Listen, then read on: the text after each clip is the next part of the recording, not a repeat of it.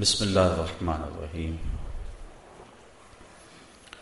الحمد للہ رب العالمین والصلاة والسلام علی سید الانبیاء والمرسلین قال اللہ تعالی وتبارک فی القرآن المجید والفرقان الحمید بسم اللہ الرحمن الرحیم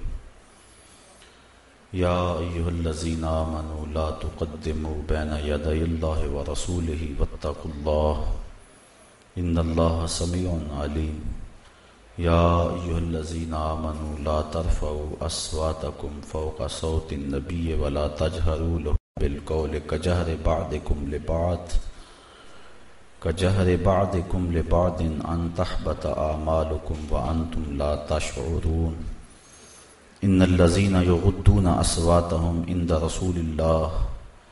عند رسول اللہ اولئک الذین امتحن اللہ قلوبهم للتقوی لهم مغفرۃ واجر عظیم ان الذین ینادونک من وراء الحجرات اکثرهم لا یعقلون ولو انهم صبروا حتی تخرج الیہم لکان خیرا لهم واللہ غفور رحیم صدق اللہ مولانا العظیم وصدق رسولہ النبی الکریم الرؤوف الرحیم اللہم نور قلوبنا بالقرآن وزین اخلاقنا بالقرآن وادخلنا الجنۃ بالقرآن ونجنا من النار بالقرآن قال اللہ تعالی وتبارک فی شان حبیبہ مخبرا وعامرا ان اللہ وملائکتہ یصلون علی النبی یا ایہا الذین آمنوا صلوا علیہ وسلموا تسلیما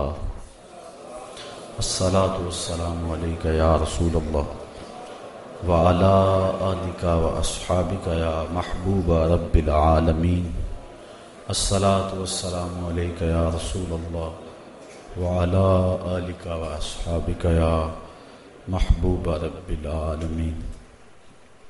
تمام حمد و ثنا، تعریف و توصیف اللہ جل مجدہ الکریم کی ذات پاک کے لیے جو خالق کائنات بھی ہے اور مالک شش جہات بھی۔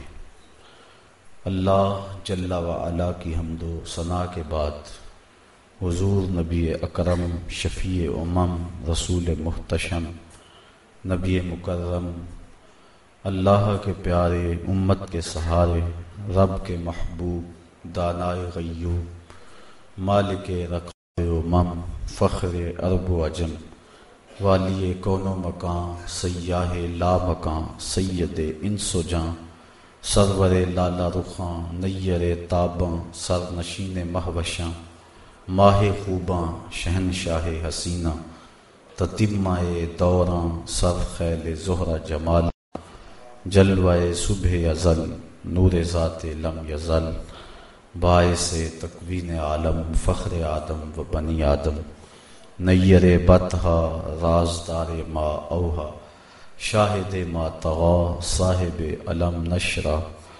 معصوم آمنہ احمد مجتبیٰ حضرت محمد مصطفیٰ صلی اللہ علیہ وسلم کے حضور ناز میں اپنی عقیدتوں ارادتوں اور محبتوں کا خراج پیش کرنے کے بعد واجب الاحترام ذوی الاحتشام برادران اسلام السلام علیکم ورحمۃ اللہ وبرکاتہ۔ آداب رسالت مآب صلی اللہ علیہ وآلہ وسلم کے عنوان سے کچھ باتیں آج کی اس نشست میں آپ کے گوش گزار کرنا چاہوں گا۔ اللہ تعالی میری زبان پہ کلمۃ الحق جاری فرما۔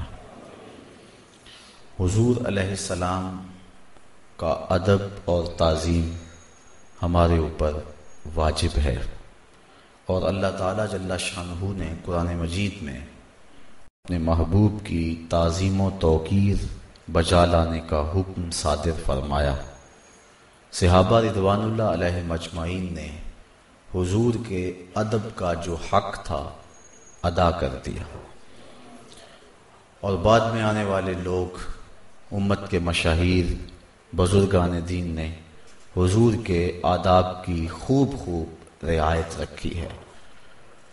اگر آقا کریم علیہ السلام کے آداب ملحوظ نہ رہیں تو پھر دامن ایمان کی دولت سے خالی ہو جاتا ہے۔ اس لیے یہ انتہائی اہم مضمون ہے۔ چند لمحوں کے لیے کچھ باتیں میں اس عنوان سے آج 10 روزہ فہم دین کورس کے اس آخری دن آپ کے گوش گزار کرنا چاہوں گا۔ اللہ تعالی میری زبان پہ کلمت الحق جاری فرمائے۔ حضور علیہ السلام کے آداب اللہ تعالی جل شانہ نے قرآن مجید یہاں سورۃ الحجرات میں بیان فرمایا۔ یا ایھا الذین آمنوا لا تقدموا بین یدی اللہ ورسولہ، اے ایمان والو اللہ اور اس کے رسول سے آگے نہ بڑھو، واتقوا اللہ، اور اللہ سے ڈر جاؤ، ان اللہ سمیع علیم، بے شک اللہ تعالی سنتا جانتا ہے۔ اللہ اور اس کے رسول سے آگے بڑھنا کیا ہے؟ تو حضرت ام المومنین سیدہ عائشہ صدیقہ رضی اللہ تعالی عنہا سے ایک روایت مروی ہے، فرماتی ہیں کہ کچھ لوگوں نے یوم شک کا روزہ رکھا۔ شعبان کے 29 دن گزر جائیں اور چاند نظر نہ آئے، بادل چھا جائیں، مطلع ابر آلود ہو، تو جتنی دیر تک چاند نہیں دیکھتے رمضان کا اتنی دیر تک آپ روزہ نہیں رکھ سکتے ہیں۔ چاند دیکھیں گے تو روزہ رکھیں گے۔ اب چاند نظر نہ آیا تو کچھ صحابہ نے اس خیال سے کہ شاید بادل کی وجہ سے، مطلع ابر آلود ہونے کی وجہ سے چاند نظر نہیں آ رہا، ہو سکتا ہے چاند نظر آ گیا ہو، تو یوم شک کا انہوں نے روزہ رکھا۔ تو اللہ تعالیٰ جل شانہ نے ارشاد فرمایا، اے ایمان والو اللہ اور اس کے رسول سے آگے کیوں بڑھتے ہو؟ جب حضور نے نہیں رکھا ہے تو تم نے کیوں رکھا ہے؟ تو یوم شک کے روزے سے منع فرمایا گیا ہے۔ یا اس کا شان نزول مفسرین نے یہ بیان فرمایا ہے کہ آقا کریم علیہ السلام کی قربانیاں ابھی کھڑی تھیں۔ عید الاضحیٰ کے موقع پر کچھ صحابہ نے اس جذبے کے تحت کہ ہم جلدی قربانیاں کرنے اور فارغ ہو جائیں، انہوں نے اپنے جانور ذبح کر دیے، حتیٰ کہ عید سے پہلے ہی ان کو ذبح کر دیا۔ اللہ تعالیٰ جل شانہ نے ارشاد فرمایا، اے ایمان والو اللہ اور اس کے رسول سے آگے نہ بڑھو۔ ان کو حکم ہوا کہ تمہاری قربانی قبول نہیں ہے، دوبارہ جانور لو اور ذبح کرو، اللہ اور اس کے رسول سے آگے نہ بڑھو۔ تو اللہ سے آگے بڑھنا تو نہیں ہے، رسول سے پہل کیا انہوں نے، لیکن اللہ تعالیٰ نے رسول سے پہل کو اپنے سے پہل قرار دیا اور کہا اللہ اور اس کے رسول سے آگے نہ بڑھو۔ اس سے ہم سمجھ سکتے ہیں کہ دین کیا ہے۔ اب اگر کوئی یہ بات کہے کہ امتی عمل کرتے کرتے بعض اوقات نبی سے بڑھ جاتا ہے، تو یہ کیسے ممکن ہے؟ وہ عمل نہیں ہے جو نبی کی اتباع میں نہ ہو۔ حالانکہ حکم ہے فاستبقوا الخیرات، نیکی کے کاموں میں ایک دوسرے سے بڑھنے کی کوشش کرو، ایک دوسرے سے آگے بڑھو نیکی کے کاموں میں، لیکن ایک دوسرے سے آگے بڑھو، تم رسول سے آگے نہیں بڑھ سکتے ہو۔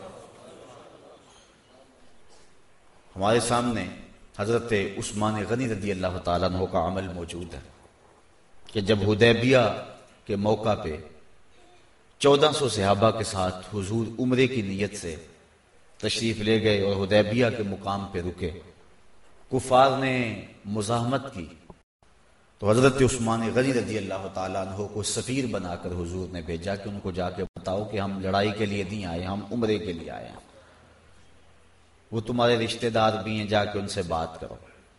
تو وہ گئے، کفار نہ مانے، انہوں نے کہا کہ نہیں، یہ نہیں ہو سکتا، لیکن چلو عثمان تم خود آئے ہو، یہ اللہ کا گھر کعبہ سامنے ہے، جاؤ طواف کر لو، عمرہ کر لو، حجر اسود کو بوسہ دے لو۔ اب کتنا اچھا موقع تھا، لیکن حضرت عثمان غنی رضی اللہ تعالیٰ عنہ نے فرمایا کیا سمجھتے ہو، میرے رسول عمرہ نہ کرے اور میں کروں؟ حضور علیہ السلام وہاں ہوں اور میں کعبۃ اللہ کا طواف کروں؟ کہا کیسے ہو سکتا ہے، واللہ میں نہ طواف کروں گا، نہ عمرہ کروں گا، نہ حجر اسود کو بوسہ دوں گا، یہ حضور کریں گے تو میں کروں گا۔ تو حضور کی اتباع میں جو عمل کیا جائے وہ دین ہے۔ حضرت عمر فاروق رضی اللہ تعالیٰ عنہ طواف کرتے کرتے حجر اسود کو چوما اور کہا حجر اسود تجھے میں کبھی نہ چومتا اگر میرے رسول نے تجھے بوسہ نہ دیا ہوتا۔ تو کہا اے ایمان والو، اللہ اور اس کے رسول سے آگے نہ بڑھو۔ اسی لیے اقبال کہتا ہے بمصطفیٰ برساں خیش را کے دین ہماؤس، اگر باؤ نہ رسیدی تمام بولہ بیست۔ یہ ایک راستہ ہے، اس کے علاوہ اور کوئی راستہ نہیں ہے۔ اگر کوئی اور راستہ کو اختیار کرے گا تو مردود ہوگا، مقبول نہیں ہوگا۔ تو فرمایا ایمان والو، اللہ اور اس کے رسول سے آگے نہ بڑھو، واتقوا اللہ، اور اللہ سے ڈر جاؤ۔ اگر تم اللہ اور اس کے رسول سے آگے بڑھو تو تم یہ سمجھو کہ ہمارا یہ عمل قبول ہوگا، نہیں، اس کا قہر نازل ہوگا تمہارے اوپر۔ ڈر جاؤ اللہ سے۔ ان اللہ سمیع علیم، بے شک اللہ سنتا جانتا ہے، اسے پتا ہے، وہ سنتا بھی ہے، اسے علم بھی ہے۔ تو اللہ اور اس کے رسول سے آگے بڑھنے کی کوشش نہ کرو۔ دوسرا ادب سکھایا، یا ایھا الذین آمنوا، اے اہل ایمان، لا ترفعوا اصواتکم فوق صوت النبی، اپنی آواز کو نبی کی آواز سے اونچا نہ کرنا۔ تمہارا انداز، تمہارا لہجہ، تمہاری آواز نبی کی آواز سے اونچی نہ ہونے پائے۔ وَلَا تَجْهَرُوا لَهُ بِالْقَوْلِ كَجَهْرِ بَعْضِكُمْ لِبَعْضٍ، اور جس طرح ایک دوسرے سے چلا کر بات کرتے ہو، میرے نبی سے یوں بات نہ کرنا۔ ادب کے دامن کو تھامے رکھنا۔ لے سانس بھی آہستہ کے دربار نبی ہے۔ یہاں تو سانسوں کا شور بھی بے ادبی کہلاتا ہے۔ شعر عزت بخاری کا ہے، لیکن علامہ اقبال نے اپنے کلام میں درج کیا، ادب گاہست زیر آسماں از عرش نازک تر، نفس گم کردہ می آئد جنید و با یزیدی جا۔ یہاں تو جنید بغدادی اور با یزید بستامی آتے ہیں تو وہ بھی سانسوں کو روک کے آتے ہیں۔ یہاں تو سانسوں کا شور بھی بے ادبی کہلاتا، سانسوں کا شور بھی نہ ہونے پائے۔ حضرت امام مالک امام دار الہجرہ، آپ نے 40 سال تک مسجد نبوی میں حضور علیہ السلام کے روضہ پر نور کے سامنے بیٹھ کر درس حدیث دیا ہے۔ حضرت امام شافعی فرماتے ہیں کہ جب میں ان کی مجلس حدیث میں بیٹھا تو مجھے ان پر فدا کر دیا ایک ادا نے۔ محدثین کا طریقہ ہے، جب حدیث بیان کرتے ہیں تو کہتے ہیں قال قال رسول اللہ صلی اللہ علیہ وسلم، کہ حضور علیہ السلام نے فرمایا۔ حضرت امام مالک امام دار الہجرہ حضور کے روضہ کے سامنے بیٹھ کر حدیث پڑھاتے تھے، تو محدثین کہتے ہیں قال قال رسول اللہ صلی اللہ علیہ وسلم، لیکن یہ جب حدیث بیان کرتے تو حضور کے روضے کی طرف اشارہ کر کے کہتے کالا کالا صاحب حاض المزار، اس گنبد خضرا کے مکین نے یہ بات کہی ہے، اس روضے کے مکین نے یہ بات فرمائی ہے۔ تو کہا ایسا دلوں پہ اثر ہوتا کہ میں ان کا ہی ہو کے رہ گیا۔ 40 سال تک درس حدیث دیا امام مالک نے حضور کے قدموں میں بیٹھ کے، لیکن ادب کا عالم یہ ہے کہ 40 سال میں کتاب کے ورقے کے پلٹنے کی آواز کو بھی پیدا نہیں ہونے دیا۔ یہ رعایت رکھی ہے حضور کے دروازے، حضور کی چوکھٹ کے آداب کی۔ تو خبردار میرے نبی کی آواز سے آواز بھی اونچی نہ ہونے پائے۔ اگر آواز اونچی ہو گئی تو عمل ضائع کر دیں گے اور تمہیں خبر بھی نہیں ہونے دیں گے. اب ذرا غور کریں، مولوی نے نہیں بخشوانا، قرآن مجید کی تعلیمات کو دیکھیں. کہیں ایسا نہ ہو کہ فرقے کے پیچھے لگ کے اپنا سب کچھ لٹا بیٹھے اور برباد کر بیٹھے. یہ بڑی نازک بارگاہ ہے. یہاں تو سانس بھی اونچا ہو جائے تو بے ادبی کا امکان ہے. یہاں تو قدم پھونک پھونک کے رکھنا، یہاں تو سانسوں کا شور بھی بے ادبی کہلاتا ہے. کہا اگر آواز بھی اونچی ہو گئی تو پلے کچھ نہیں رہے گا. چے جائے کہ علم کو ناپتا تولتا پھرے، چے جائے کہ صرف ہمت بسوء شیخ وامثالیاں از معظمین گو بجناب رسالت ماب بچندی بدتر از استغراق گاؤ خرے خود است جیسی بولیاں بولتا رہے. چے جائے کہ یہ کہتا پھرے کہ میری چھڑی تو فائدہ دیتی ہے، نبی فائدہ بھی نہیں دے سکتا ہے. چے جائے کہ یہ کہتا پھرے کہ جیسا علم نبی کو حاصل ہے ایسا تو پاگلوں کو بھی حاصل ہے. چے جائے کہ یہ کہتا پھرے کہ ملک الموت اور شیطان کی وسعت علم کے لیے تو نس موجود ہے، جناب کے لیے کون سی نس ہے. یہ تو اتنا نازک دربار ہے. اللہ فرماتا ہے آواز بھی اونچی ہوگی تو پلے کچھ نہیں چھوڑوں گا. خبردار میرے نبی کی آواز سے آواز بھی اونچی نہ کرنا. لا ترفعوا اصواتکم فوق صوت النبی، تمہاری آواز بھی اونچی نہ ہونے پائے. حضرت ثابت بن قیس بن شماس رضی اللہ تعالی عنہ خلقن اونچا سنتے تھے، ان کی آواز تبن بلند تھی. تو جب یہ آیت کریمہ نازل ہوئی تو وہ گھر بیٹھ گئے.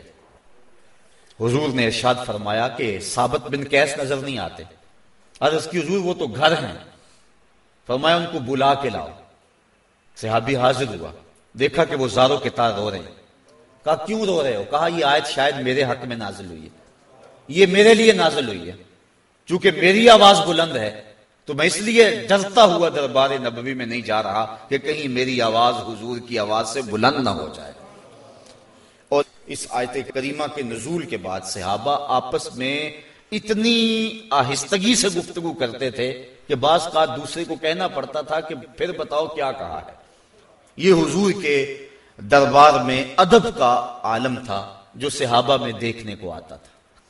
تو میں خبردار میرے نبی کی آواز سے آواز بھی اونچی نہ کرنا، اور جس طرح تم ایک دوسرے کو چلا کر پکارتے ہو میرے نبی کی حضور یوں نہ بولنا. اگر ایسا تم نے کیا تو پھر کیا ہوگا؟ ان تحبط اعمالکم، تمہارے اعمال حبط کر لیے جائیں گے. ایک ہوتا ہے ضبط کرنا اور ایک ہوتا ہے حبط کرنا. ضبط جب صلح ہو جائے، جب معافی ہو جائے، جب معذرت ہو جائے، جو چیز ضبط کی ہوئی ہے بحق سرکار حکومت ضبط کر لیتی ہے، لیکن بعد میں جب معاملہ ٹھیک ہو جاتا ہے تو وہ واپسی ہو جاتی ہے. جو چیز ضبط کی جائے معاملہ ٹھیک ہو جانے کے بعد اس کو واپس کر دیا جاتا ہے. تو یہ اعمال ضبط نہیں کیے جائیں گے بلکہ کہا حبط کر دیے جائیں گے، مٹا دیے جائیں گے. تم سمجھو گے ہم بڑے متقی ہیں، تمہارے نامہ اعمال میں ایک بھی نیکی نہیں ہوگی. اور اگلی بات وَأَنْتُمْ لَا تَشْعُرُونَ، تمہیں پتہ بھی نہیں ہوگا. تم سمجھو گے ہم متقی ہیں، تم اپنی نیکیوں کے شمار میں رہو گے، تمہاری سوچ میں تمہاری تبلیغیں ہوں گی، تمہاری سوچ میں تمہارے اعمال ہوں گے، تمہاری سوچ میں تمہاری خدمات دینیاں ہوں گی. تم سمجھو گے ہم نے یہ کام سر انجام دیا ہے، ہم نے یہ پڑھایا ہے، ہم نے یہ پڑھا ہے. تم اس گمان میں رہو گے، تمہیں پتہ ہی نہیں ہوگا کہ اندر لٹ گیا ہے. یہ کس چیز کی سزا ہے؟ اگر تمہاری آواز بھی نبی کی آواز سے اونچی ہو. اعظم چشتی کہتا ہے یار نو میلی اکھ نہ ویکھی متا مرسیں کافر ہو کے. تو اگر آواز بھی اونچی ہو گئی تو تمہارے پلے کچھ نہیں رہے گا. اے ایمان والو خبردار نبی کی آواز سے آواز اونچی نہ کرو. اور جس طرح ایک دوسرے سے چلا کر بات کرتے ہو آپس میں نبی کے حضور یوں بات نہ کرو، تمہارے عمل ضائع کر دیں گے اور تمہیں خبر بھی نہیں ہوگی. ان الذین یغضون اصواتهم عند رسول اللہ، وہ لوگ جو حضور کے حضور، جو آقا کریم علیہ السلام کی بارگاہ میں اپنی آوازوں کو پست کرتے ہیں. اولئک الذین امتحن اللہ قلوبهم للتقوی، یہ وہ لوگ ہیں جن کے دل اللہ نے پرہیزگاری کے لیے پرکھ لیے، تقوی کے لیے ان کے دل منتخب کر لیے گئے ہیں. متقی کون ہے؟ جو حضور کی بارگاہ کے آداب کی رعایت رکھتا ہے، یہ ہے وہ شخص کہ جس کا دل تقوی کے لیے پرکھ لیا گیا ہے۔ کون؟ جو اپنی آواز کو حضور علیہ السلام کی بارگاہ میں پست رکھتا ہے۔ اللہ فرماتا ہے یہ وہ لوگ ہیں جن کے دل ہم نے تقوی کے لیے پرکھ لیے ہوئے ہیں۔ لہم مغفرۃ و اجر عظیم، ان پر اللہ کی مغفرتیں بھی نازل ہوں گی اور اللہ انہیں اجر عظیم بھی عطا فرمائے گا۔ تو جو رعایت آداب رسالت معاب رکھتے ہیں تو یہ ساری دولتیں ان کے لیے ہیں، اور جو آداب کی رعایت نہیں رکھتے ان کے لیے سخت اور کڑی وعید ہے کہ ان کے عمل بھی ضائع کر دیے جائیں گے اور انہیں خبر بھی نہیں ہوگی۔ ان الذین ینادونک من وراء الحجرات اکثرهم لا یعقلون، بے شک لوگ جو حجروں کے باہر آپ کو پکارتے ہیں، اکثرهم لا یعقلون، ان میں اکثر بے عقل ہیں۔ یہ وفد بنی تمیم آیا تھا حضور کی خدمت میں، اور حضور کے دروازوں سے باہر کھڑے ہو کے انہوں نے حضور کو آوازیں دینا شروع کر دی تھی۔ میرے مالک کو یہ گوارا نہ ہوا کہ میرے نبی کو یوں آواز دی جائے۔ کہا کہ وہ لوگ جو حجروں کے باہر کھڑے ہو کے نبی کو آوازیں دیتے ہیں، فرمایا یہ عقل کا چراغ اپنے پاس نہیں رکھتے ہیں۔ کیوں؟ فرمایا وَلَوْ أَنَّهُمْ صَبَرُوا حَتَّى تَخْرُجَ إِلَيْهِمْ، یہ صبر تو کرتے، چوکھٹ کے ساتھ لگ کے تو بیٹھتے، نبی خود ہی جلوہ گر ہو جاتا۔ بھلا نبی کو نہیں پتا کہ میری چوکھٹ پہ کون آیا ہے؟ یہ تو گھر سے چلے تھے، نبی باخبر ہو گیا تھا۔ بندہ مٹ جائے آقا پہ تو وہ بندہ کیا ہے، بے خبر ہو جو غلاموں سے وہ آقا کیا ہے۔ حتی تخرج الیہم، اگر یہ صبر کرتے نبی خود ہی تشریف لے آتے۔ اب یہ ادب تھا حضور کی چوکھٹ کا کہ صحابہ حضور کے دروازے پہ دستک نہیں دیتے تھے، بلکہ چوکھٹ سے لگ کر بیٹھ جاتے تھے۔ آقا کریم خود تشریف لاتے تو اپنی حاجت کہہ دیتے، لیکن اگر کبھی ایسے حالات آ ہی جاتے دروازے پہ دستک دینا ناگزیر ہو جاتا تو صحابہ در رسول پہ دستک دے لیتے تھے، لیکن اس کا ایک طریقہ تھا۔ امام بخاری نے ادب المفرد کے اندر قاضی ایاز مالکی اندلسی نے الشفاء بتعریف حقوق المصطفیٰ میں لکھا کانت تکرہ ابواب النبی بالاظافر، اگر دستک دینا ضروری ہو جاتا، کوئی ایمرجنسی حالات ہوتے تو ضروری ہوتا کہ اب دستک فوری دیں، تو پھر صحابہ اپنی انگلیوں کے پوروں کے ساتھ در رسول پہ دستک دیتے تھے، انگلیوں کے پوروں کے ساتھ۔ ملا علی قاری شرح شفا میں لکھتے ہیں کہ انگلیوں کے پوروں کے ساتھ دستک دینے کا کیا مفہوم ہے؟ ذرا سنیے کتنے خوبصورت جملے ہیں۔ کہتے ہیں اے ضربن خفیفن و دکن لطیفن تعظیمن و تکریمن و تشریفن، کہا یہ سب کچھ حضور کی عزت افزائی کے لیے۔ وہ ساغر صدیقی نے کہا تھا نا، میں نے پلکوں سے در یار پہ دستک دی ہے، میں وہ سائل ہوں جسے کوئی صدا یاد نہیں۔ اس کا شاعرانہ تخیل ہے، اس نے کبھی در حبیب پہ یوں دستک دی نہیں ہوگی، لیکن اس نے تخیل پیش کیا ہے کہ میں نے پلکوں سے در حبیب پہ دستک دی ہے، لیکن صحابہ نے تو دے کر کے دکھا دی۔ بلکہ حضور کی تعظیم اور آقا کریم کے ادب کی رعایت کا عالم یہ تھا کہ حضور وضو کرتے تو وہ پانی زمین پہ نہیں گرنے دیتے تھے۔ آقا کریم علیہ السلام لعاب پھینکتے تو وہ کسی کے ہاتھوں پہ ہوتا، اور وہ پانی اور وہ لعاب وہ اپنے چہروں پہ مل لیتے، اور جس کو وہ پانی میسر نہ آتا تو وہ کسی کے گیلے ہاتھوں سے ہاتھ مس کر کے اپنے چہروں پہ مل لیتے۔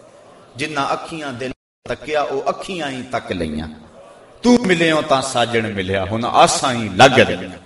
تو جس کو وہ پانی میسر نہ ہوتا تو وہ ان گیلے ہاتھوں سے ہاتھ مس کر کے رگڑ کے اپنے چہرے پہ مل لیتے۔ یہ حضور کے آداب کی رعایت تھی اور حضور کی تعظیم کا عالم تھا جو صحابہ کے اندر پایا جاتا تھا۔ ابن عمر رضی اللہ تعالی عنہ جب مسجد نبوی میں آتے تو حضور کے وصال کے بعد جہاں حضور تشریف فرما ہوتے جس منبر پہ، اس منبر کی سیڑھیوں پر اپنے ہاتھ پھیر کر اپنے منہ پہ مل لیتے تھے کہ اس جگہ پہ حضور جلوہ فراز ہوتے رہے۔ جہاں چند لمحوں کے لیے گزر گئے صحابہ نے ان جگہوں کو ادب سے دیکھا اور تعظیم کا مرکز بنایا۔ حضور کے ادب کی یہ رعایت حضور کی زندگی میں بھی ہے، اور حضور کے وصال فرما جانے کے بعد بھی امت کے اوپر حضور کی تعظیم لازم ہے، ذات رسالت معاب کی تعظیم بھی اور حضور کے نام کی تعظیم بھی۔ نام بھی ادب سے لیا جائے، حیا سے لیا جائے۔ جب یہ تلفظ ادا ہو لبوں سے تو اس وقت حضور کا اجلال و تعظیم چھایا ہوا ہو، اور لازم ہے کہ جب نام رسول لیا جائے تو حضور پہ درود پڑھا جائے۔ آقا کریم صلی اللہ علیہ وسلم نے ارشاد فرمایا کہ مجھے جبریل نے آ کر کہا اس شخص کی ناک خاک آلود ہو جس کے سامنے آپ کا نام لیا جائے اور وہ آپ پر درود نہ پڑے۔ تو یہ حضور کے نام کے ادب کی رعایت ہے جو صحابہ نے کی اور بعد میں آنے والوں نے کی۔ محمود غزنوی کی خدمت میں ایاز کا ایک بیٹا شب و روز مصروف رہتا تھا، بادشاہ اس سے محبت بھی بڑی کرتا تھا۔ ایک دن بادشاہ استنجا گاہ میں گیا، وہاں پانی نہیں تھا، تو اس نے آواز دی ایاز کے بیٹے مجھے پانی دو۔ اس نے پانی کا کوزہ بھرا اور بادشاہ کو دے دیا۔ اپنے ابو کو کہانی سنائی کہ آج بادشاہ نے میرا نام نہیں لیا، پتہ نہیں ناراض ہو گئے۔ ایاز آیا بادشاہ کی خدمت میں کہ میرے بیٹے سے کوئی گستاخی ہوگی۔ کہا کیا ہوا ہے؟ حضور آپ نے اسے پکارا ہے لیکن نام نہیں لیا اس کا۔ تو سلطان کہنے لگا یہ راز اگر راز ہی رہتا تو ٹھیک تھا، لیکن چلو میں بتا دوں کہ میں نے آج تک اپنی زبان سے بے وضو نام محمد نہیں لیا۔ تیرے بیٹے کا نام محمد ہے اور میں وہاں تھا، تو اب مجھے پکارنا پڑ گیا تو میں نے پھر ایاز کا بیٹا ہی کہنا تھا۔ میرے لبوں پہ وہ نام تو نہیں آ سکتا جس کی نسبت حضور کے نام سے ہے۔ تو یہ ادب کی رعایت ہے، بلکہ حضور کی احادیث کا احترام اور ادب جو کیا گیا۔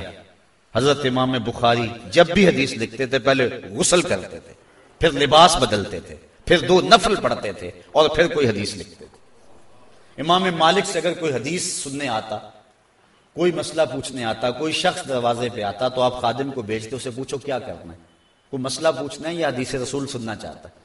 تو اگر کسی کی آرزو ہوتی کہ وہ حدیث رسول سننا چاہتا ہے تو پھر کیفیت اور ہوتی۔ اگر کوئی مسئلہ پوچھنا چاہتا تو اس کو وہیں کھڑے کھڑے بتا دیتے، اور اگر وہ کہتا میں نے اللہ کے رسول کی کوئی حدیث سننی ہے تو فرماتے میاں تو بھی ٹھہر جا، مجھے بھی تیار ہو لینے دے۔ غسل کرتے، کپڑے بدلتے، تخت بچھتا، اس کے اوپر لوبان سلگھائی جاتی، اس کے اوپر خوشبو چھڑکی جاتی، کستوری ماحول میں پھیلائی جاتی، اور پھر اس کو سامنے بٹھاتے، بیٹھتے، فرماتے اب تو پوچھ اور میں تجھے اللہ کے رسول کی کوئی حدیث سناؤں۔ یہ آداب کی رعایت ہے۔ حضرت سعید عبد المسیب رضی اللہ تعالیٰ عنہ تابعی ہیں، آنکھوں سے نابینے، 80 سال کی عمر، زندگی موت کی کشمکش، چارپائی پہ لیٹے ہیں، اٹھا نہیں جاتا۔ کوئی شخص آپ سے ملنے آیا اور حضور کی کسی حدیث کے بارے میں سوال کر دیا تو فرمانے لگے اقعدونی، مجھے ذرا اٹھا کے بٹھاؤ۔ لوگوں نے کہا حضور جو حالت ہے آپ کی لیٹے لیٹے بیان کر دیں۔ کہا انی اکرہ ان احدث حدیث رسول اللہ وانا مستجع، میں اس بات کو گوارا ہی نہیں کرتا کہ میں خود لیٹا رہوں اور حدیث رسول کریم کی بیان کروں۔ کہا مجھے اٹھاؤ اور میں تعظیم و ادب کے ساتھ حضور کی حدیث کو بیان کروں گا۔ تو حضور کے آداب کی رعایت صحابہ نے کی، بعد میں آنے والوں نے کی۔ ادب سے حضور کا ساری زندگی نام لیا۔ وہ کیا کسی نے کہا تھا 1000 بار بشوئم دہن ز مشک و گلاب، ہنوز نامے تو گفتن کمال بے رابیست۔ وہ کہتا ہے 1000 بار مشک و عنبر سے میں اپنے منہ کو دھوں، پھر بھی آپ کا نام لینے کے یہ منہ قابل نہیں ہو سکتا۔ اور حسرت حسین حسرت کہتے ہیں زباں ہو محو توصیف و ثنا تو نعت کہتا ہوں، بنے جب دھڑکنے صلی اللہ تو نعت کہتا ہوں۔ ادب کی رعایت ہے یہاں قدم قدم پہ۔ اعلیٰ حضرت حضور کے در نور کا ادب بیان کرتے ہوئے ایک جگہ پہ فرماتے ہیں نیم و طیبہ کے پھولوں پہ آنکھیں، بلبلوں پاس نزاکت چاہیے کہ حضور تو حضور ہیں، حضور کے در کے ادب کی رعایت کا عالم یہ ہے۔ فرمایا اگر جانا ہو در محبوب پہ، نصیب ہو جائے اس چوکھٹ کی حاضری، تو فرمایا وہاں کے آداب کی رعایت کا عالم یہ ہونا چاہیے کہ وہاں مسجد نبوی کو اور دائیں بائیں کے ماحول کو پوری آنکھ کھول کے نہیں دیکھنا چاہیے، آنکھ بھی آدھی کھلی ہوئی ہو، پوری آنکھ کھولنا بھی نہیں چاہیے، آدھی آنکھ سے ان مناظر کو دیکھو، یہ حضور کی چوکھٹ کے آداب کا عالم ہے۔ اللہ اکبر، لے سانس بھی آہستہ کہ دربار نبی ہے۔ اللہ، امام مالک ساری زندگی جوتا نہیں پہنا مدینہ شریف میں، اور آپ کے کندھے جو ہیں وہ چھیلے جاتے تھے چل چل کے، وہ کیسے کہ دیواروں کے ساتھ ساتھ چلتے تھے، دیواروں کے ساتھ ساتھ قدم رکھ کے چلتے، درمیان میں نہیں چلتے گلیوں کے۔ کہا ان گلیوں سے حضور گزرے ہیں، میں ڈرتا ہوں کہیں حضور کے نشان قدم کے اوپر میرا قدم نہ آ جائے۔ ساری زندگی یوں امام مالک نے گزار دی۔ تو یہ ہیں وہ لوگ جنہوں نے ادب کیا۔ اللہ تعالیٰ نے اپنے محبوب کی چوکھٹ کے کئی آداب قرآن مجید میں سورہ حجرات کے علاوہ بھی سکھائے۔ جب صحابہ دعوت پہ آئے اور آقا کریم علیہ السلام نے ان کو کھانا دیا، انہوں نے کھایا، بعد میں باہر کچھ اور صحابہ تھے، چونکہ تھوڑی سی گنجائش تھی گھر میں، تو اب جو باہر ہیں وہ بے تاب ہیں کہ حضور کے گھر حاضر ہوں، اور جو اندر والے ان کا نکلنے کو جی نہیں چاہ رہا۔ کھانا کھا لیا اور بیٹھ کے وہاں آپس میں باتیں کرنے لگے۔ اب حضور علیہ السلام کس طرح کہیں کہ میری چوکھٹ سے باہر جاؤ؟ حضور سے تو کچھ سلام لیتا تھا نا، تو حضور اتنی دیر تک اسے نہیں چھوڑتے تھے جتنی دیر تک وہ نہیں ہاتھ چھڑاتا تھا۔ یہ حضور کا مزاج تھا، یہ سلام کا انداز تھا حضور کا۔ آج کل لوگ آدھے ہاتھ سے سلام لیتے ہیں، لیکن حضور کا یہ انداز تھا کہ اتنی دیر تک حضور ہاتھ نہیں چھوڑتے جب تک وہ مائل نہیں ہوتا تھا اس کی طرف۔ پھر حضور کے گھر میں، اور پھر کس کا جی چاہے یہاں سے اٹھے۔ وہ ایک شاعر نے حد کر دی، بڑھاپے کو حسن دیا اس نے۔ وہ کہتا ہے زوف مدد کر در احمد پہ گرا دے۔ اپنے بڑھاپے کو کہتا ہے اے زوف مدد کر در احمد پہ گرا دے، دربان کہیں اٹھ کہوں اٹھا نہیں جاتا، دربان کہیں اٹھ کہوں اٹھا نہیں جاتا۔ تو حضور کے در پہ پھر کون اٹھے؟ اب ان کا اٹھنے کو جی نہیں چاہ رہا، اور باہر والے بےتاب ہیں۔ اب حضور علیہ السلام رحمت للعالمین کیسے کہیں کہ اب اٹھ کے چلے جاؤ؟ اللہ نے قرآن نازل کیا، اے ایمان والو جب کھانا کھا لو تو پھر اٹھ کے چلے جایا کرو، نبی کی تکلیف کا باعث نہ ہو۔ نبی تم سے نہیں کہتے ہیں لیکن اللہ فرماتا ہے تم سے، اللہ حق کہنے سے شرم نہیں کرتا، تو حکم دے دیا، در رسول کے آداب سکھا دیے۔ اور ایک اور موقع پہ فرمایا اے ایمان والو جب میرے نبی سے مسئلہ پوچھنا ہو تو یوں ہی نہ آ جاؤ، پہلے گھر جاؤ، کوئی صدقہ لو، پھر فقیر ڈھونڈو، پھر خیرات کرو، پھر نبی کی چوکھٹ پہ آؤ، پھر مسئلہ پوچھو، تمہیں پتہ چلے کس چوکھٹ پہ آ رہے ہیں۔ یہ آیت نازل ہوئی، حضرت علی المرتضیٰ نے اس پہ عمل کیا، فوراً منسوخ ہو گئی، چونکہ غریب صحابہ تو پھر کوئی مسئلہ پوچھ نہیں سکتے تھے۔ اللہ کو نہیں پتا تھا کہ بالآخر یہ آیت منسوخ ہونی ہے، صرف ایک بندہ ہی عمل کر سکے گا۔ پھر نازل ہی کیوں کی؟ نازل اس لیے کی کہ تمہیں نبی کی چوکھٹ کا ادب سکھانا مطلوب ہے۔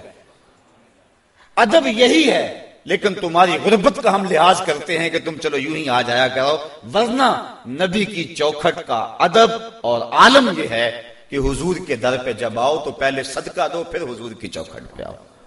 اور آج بھی مستحب یہی ہے۔ آپ مدینہ شریف میں جائیں، میں نے وہاں ترکی لوگوں کو دیکھا ہے اس پہ شدت اور سختی کے ساتھ عمل کرتے ہوئے۔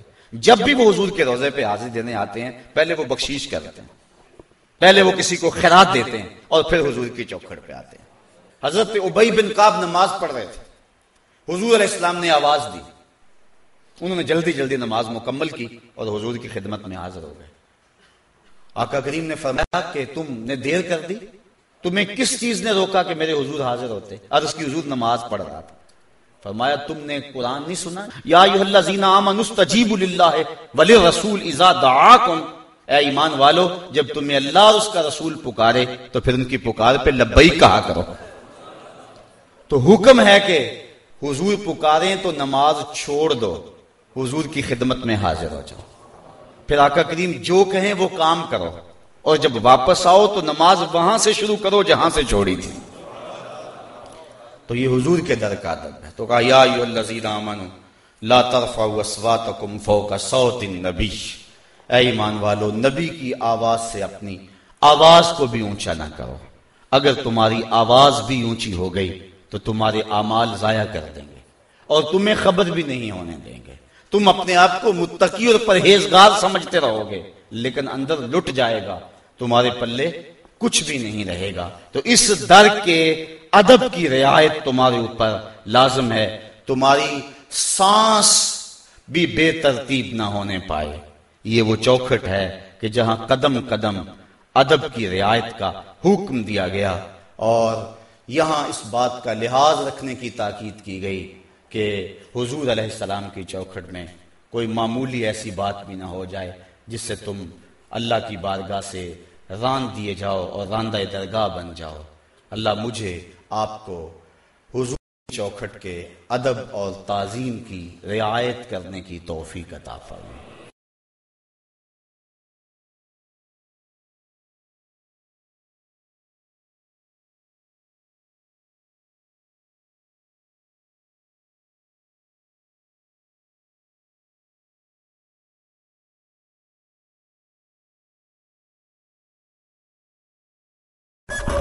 رب العالمین والصلاة والسلام علی سید الانبیاء والمرسلین. اللہم انی اسألک العفو والعافیۃ والمعافاۃ الدائمۃ فی الدین والدنیا والآخرہ. اللہم اغننا بحلالک عن حرامک وبفضلک عمن سواک یا ارحم الراحمین. میرے مالک اٹھے ہوئے ہاتھ، پھیلی ہوئی جھولیاں رحمتوں سے بھر دے، بخت کی بہاریں دے دے، من کی روشنیاں دے دے. ہم جئیں تو تیرے لیے، مریں تو تیرے دین کے لیے، اور زندگی کی آخری سانس تک تیرے رسول کے وفادار رہے. ہر علت، ہر قلت، ہر ذلت سے رہائی دے دے، اپنے پاک نبی کے در کی گدائی دے دے. اے اللہ ہماری سوچوں کو پاکیزگی دے دے، ہمارے خیالوں کو طہارت دے دے، ہماری آنکھوں کو حیا کا نور دے دے، ہماری زبان کو سچائی عطا کر دے، ہمارے کانوں کو قرآن کے نغمے دے دے، ہمارے ہاتھوں کو صرف اپنے حضور پھیلنا دے دے، ہمارے پاؤں کو مسجد کا راستہ دے دے. اے اللہ ہمیں رزق حلال، رزق وسیع عطا فرما، ہر حرام سے محفوظ فرما، ہر برے خیال، برے وہم، بری سوچ سے محفوظ فرما. اے اللہ اس درس قرآن میں، اس 10 روزہ پروگرام فہم دین میں جو لوگ جلوہ فراز ہوتے رہے ہیں، ان کے قدم قدم پہ برکتیں لکھ دے. اور اے اللہ جو کچھ کہا گیا اس کو من میں اتار دے، عمل کی توفیق عطا فرما دے، اور عمل کرنا ہمارے لیے آسان بنا دے. اے اللہ جن نوجوانوں نے، جن ساتھیوں نے اس کے انتظام و انصرام کے اندر حصہ لیا، انہیں برکتیں عطا فرما. جن علماء کرام نے سرپرستی فرمائی، اے اللہ ان کے علم و عمل، زہد و اخلاص میں برکتیں عطا فرما. اے اللہ ہمارے جن مالی معاونین نے ہمارے ساتھ اس پروگرام کے اندر تعاون اور محبت کیا، اے میرے مالک ان کے رزق حلال میں وسعتیں عطا فرما دے. اے اللہ اس جگہ میں برکتیں عطا فرما دے. اے اللہ عزیزم امجد صاحب کے والدین کی مغفرت فرما دے. ہم میں سے جتنے لوگ یہاں موجود ہیں سب کے والدین کی مغفرت فرما دے. اللہ ان کی مغفرت فرما دے. امت مصطفیہ کو کھویا ہوا وقار دے دے.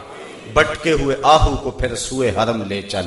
اس شہر کے خوگر کو پھر وسعت صحرا دے. میں بلبل نالا ہوں اس اجڑے گلستان کا، تاثیر کا سائل ہوں محتاج کو داتا دے.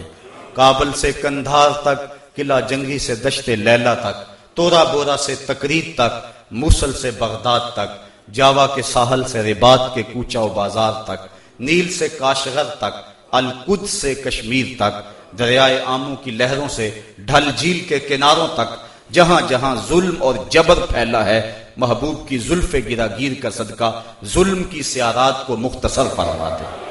اے میرے مالک امت کو کھویا ہوا وقار دے دے. عظمت پارینہ بخش دے. میرے وطن میں امن کے سویرے طلوع کر دے.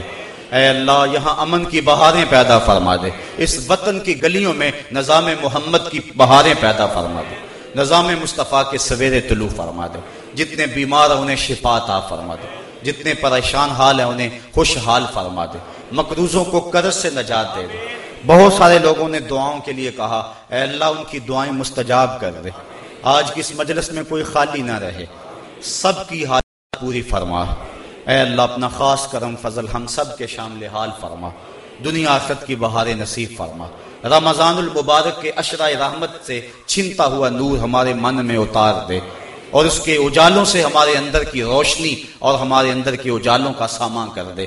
ہمارے سارے گناہ مٹا کے ہمیں نیکیوں والی زندگی عطا فرما دے. ہماری زندگی کا حسن ہمیں عطا فرما دے، زندگی کا نور عطا فرما دے۔ بس اللہ تعالی علی النبی الامین وعلی آلہ واصحابہ اجمعین برحمتک یا ارحم الراحمین۔